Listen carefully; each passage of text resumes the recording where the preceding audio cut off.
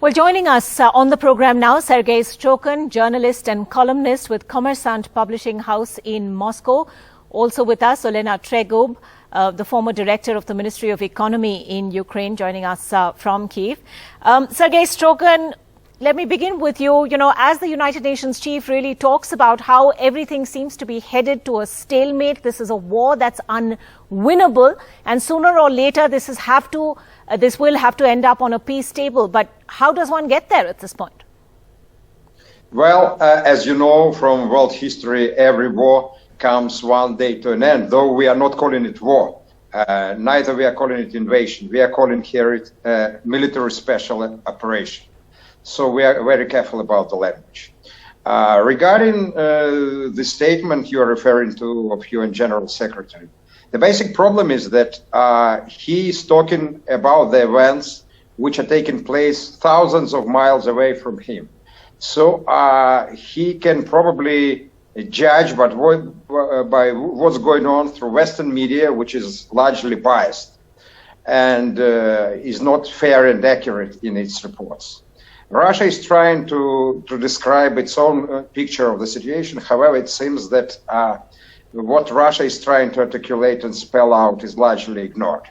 When it comes to negotiations, you have to understand that negotiations are already in full swim. They are going on, and we've seen more than 3 rounds of those negotiations. But the problem is the devil is in pardon me for interrupting, but what have those talks achieved so far? We now have successive appeals from Ukraine's president that he is ready for direct talks with the Russian president. However, this is a demand or an appeal that Moscow chooses to ignore time and again. No, that's not a question of ignoring, but President Putin and his spokesman and Russia's representatives many times stated that we are not interested in talks for the sake of talk. We need substantial talks. And President Zelensky made confusing and conflicting statements. He was talking about talks, then he was talking about continuing of the war. It's very difficult to understand actually what he's looking for.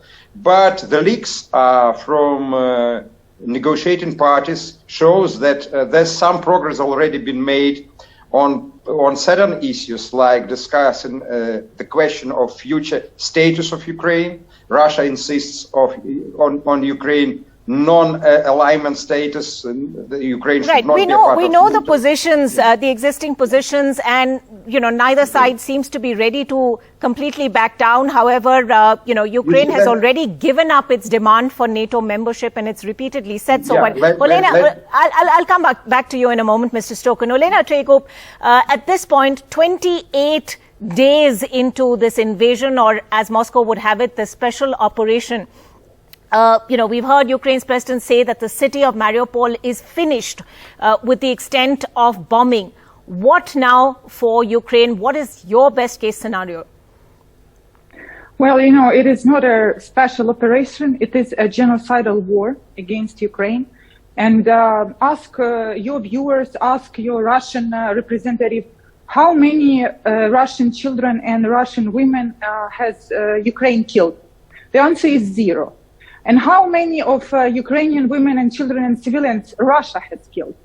Thousands. Only in Mariupol, which you mentioned, it's 4,500 right now. So, please, in your coverage, show the level of destruction and show how many civilians are killed. Russia is targeting right now villages, hospitals, on purpose. Because why?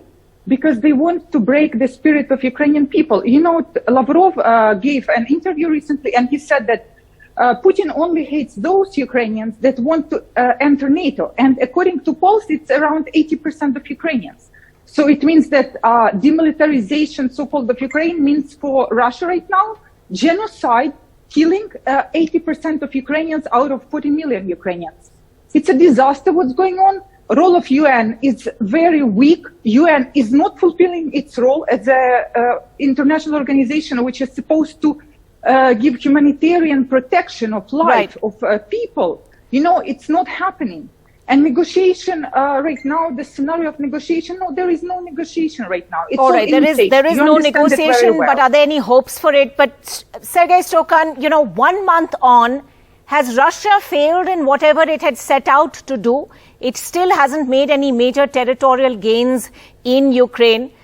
It hasn't managed to seize the capital, Kyiv. It hasn't seized any of the major Ukrainian cities. What was the aim here? Was it to topple the government? What was it? And have you achieved? Has Russia achieved what it set out to do? I understand. First, I'll briefly respond to the accusations which were made by Ukrainian colleague. It is unfortunately, it is the Ukrainian army which is using people in Mariupol as a human shield and then manipulating the truth. This is the first point. Second point is that Russia many times stated that this is not the war against Ukrainian people. That's why this operation is moving so slowly.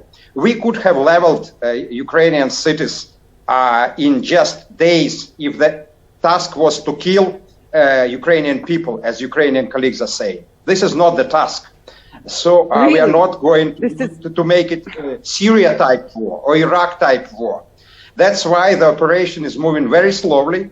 But what is quite clear that day after day, Russian forces are expanding the zone of their control. And there's no way for Ukrainian army to Sergei Shokin, what has taken 28 days, the Russian troops 28 days with their superior military might to extend their control? Where are the Russian ground troops? Let me explain. The country has been attacking from the air. It's bombing civilian this is, areas Russian as well. Propaganda in India. When you want to avoid casualties, you will be very slow, you know? It can take you 1 week to take. It's lies.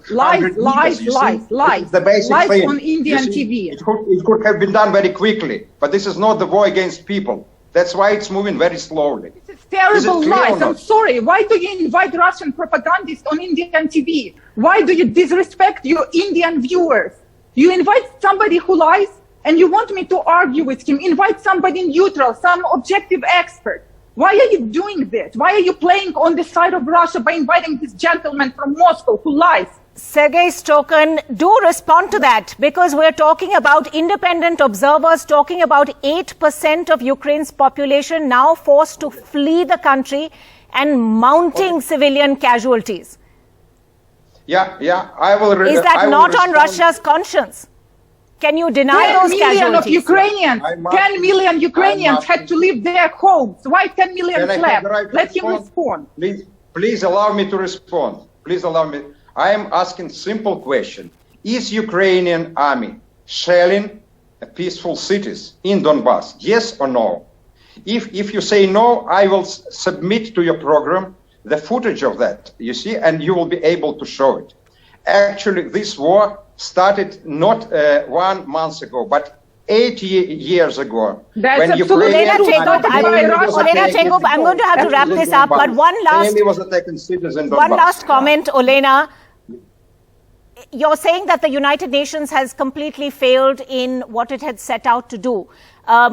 Does Ukraine have any hopes from Western allies at this point? What is, as I said, the best way forward? We need to receive military assistance, and we need to tighten sanctions on Russia. Otherwise, whoever right now supports Russia, including Indian government, they are collaborators of a human genocide, which is now happening against peaceful population, against children and women. And please don't invite Russian propagandists, because you are disrespecting your viewers. Invite somebody neutral and independent. Olena Chengov, Sergei Shokin, strong words there. We're going to leave it at that. Very, very fiery views on both sides. Clearly, I'm going to call this discussion to a halt.